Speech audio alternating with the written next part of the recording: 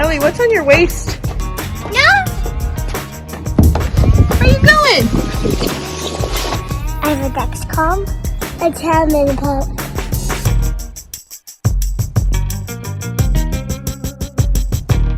Hi. Okay, so here's my story. I just thought I would get on here and kind of get started. I've had a lot of people tell me that I should kind of share our journey and kind of what I really want is to be able to help others that are dealing with type 1 diabetes, but most specifically little ones.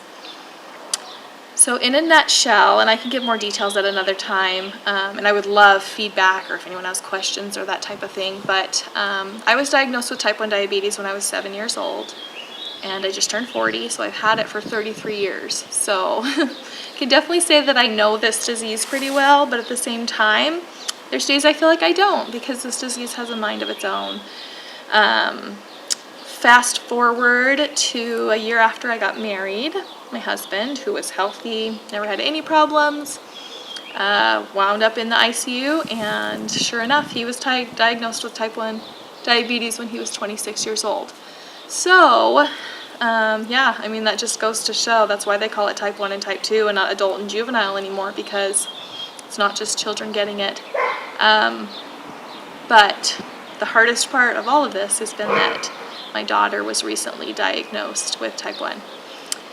And she got it at 3 years old, and it's been really hard. I'm not going to sugarcoat it and, you know, make it seem like things have just been good and it's been no problem. Like, it has been really, really painful and just tough to deal with. But the biggest message that I want to send out there is just it's manageable. I want to talk about like tools and things that can help make it more manageable, to make your life a little less stressful, give you less anxiety. There's still going to be sleepless nights. There's still going to be hard days. But I just want to put that message across that this disease does not have to define your child. It doesn't have to be what life is all about, because there's so much more to life. And thank goodness with technology and everything that's available, there's so much more that we can do and become. So that's what I think about when I think about my daughter, is she can be anything she wants to be. She can do anything she wants to do, and I want to give her all of the support and the love, and I'm going to advocate for her, and I want to try to do that for other type 1s as well. So this is just kind of our story going from this point on. We all have the Tandem T-Slim pump, and we have the Dexcom G6 right now. I know that the G7 has come out, but it doesn't work with Tandem, and I need it on a loop. If the two don't work together, then there's kind of no point, because it's amazing how well it works when you have all of it on a loop, where the pump receives the Dexcom information and through that is able to give insulin if you're above your target rate, you know, kind of give you a correction, and also back off on the insulin if you're dropping low, and suspend it so that it doesn't give you insulin, because that's the last thing you need when your blood sugar is low.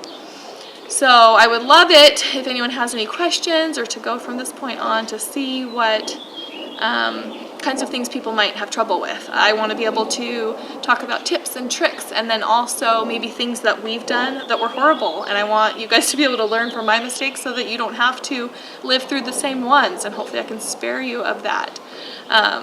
Because I will be honest, when this first happened, it was really dark and I was really sad, and I didn't know how to pull myself out of it. I didn't know how to live again and be a mom of 4 children and just get up and get going, because I didn't know how to do life anymore, and I felt like I knew this disease so well. But when it hit my daughter, I thought, I don't know, for a 30-pound 3-year-old, this is a whole different ball game.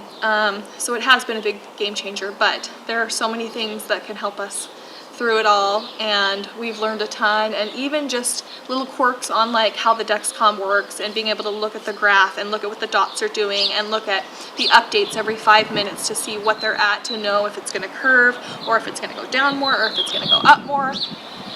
Pre-bolusing is a big one, especially with your little your little type 1 diabetics. It's so hard for my little daughter. You know, she'll wake up in the morning and she wants to eat, right? Mom, I'm hungry. Good morning. I want a waffle. And I have to like set a timer for 15 or 20 minutes and have her wait, and it depends on what she wants to eat, and it depends on what her blood sugar is at, and I have to look at all of these factors, and it's like all this math just rolling around in my head all the time, trying to decide what to do and when and how are the carbs going to hit her, and are they simple carbs or are they starchy and more complex, and is it something that needs to be stretched out over time, or do I just give it to her right away? Cereal. For anyone that has had a little one or anyone with type 1 diabetes for a good amount of time knows that cereal is a nightmare. But we figured out even some tricks that work for that have made it where sometimes she can have it. It's not our favorite choice, but if she's really, really wanting it, I don't want it to be where she can't have things. I want her to be able to do all the things that she would have done if she didn't have it, you know, the best that I can. And I want to try to give her just the most normal childhood and know that like she can do all the things that all the other kids are doing. And thank goodness we have the ability now. We have the knowledge, we have the brains, we have the technology that we didn't used to. When I was young, I couldn't have sugar. That was it. That's all we knew. And now we know that it's carbohydrates. We need to watch those carbohydrates. We need to take the proper amount of insulin to compensate for the carbohydrates that are taken in, and the timing is a big one too, and the amount of insulin and all the other factors.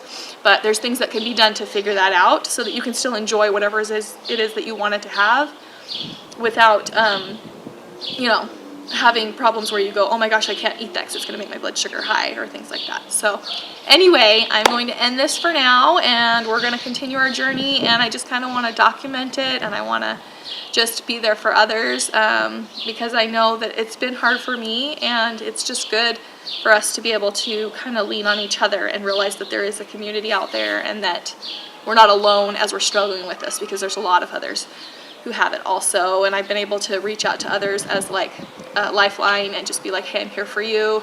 If you're running out of a supply and you need help, or if you're having trouble with something and you can't get that blood sugar down, let's take a look at it and see what we can do.